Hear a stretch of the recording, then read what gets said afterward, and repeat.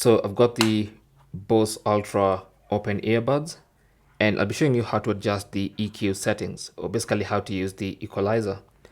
So this is very simple. Just open up the case for them to connect to your phone, and then once they're connected, go ahead and launch the Bose app, and then open up your earbuds after they connect. And then you want to go to EQ.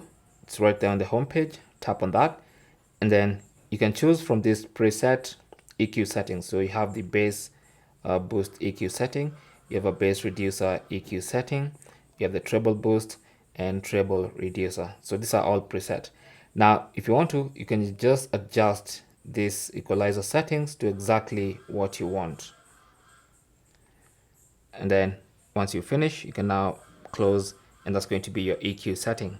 So that's basically how to adjust the EQ settings of your Bose Ultra Open Earbuds. Thanks for watching, and good luck.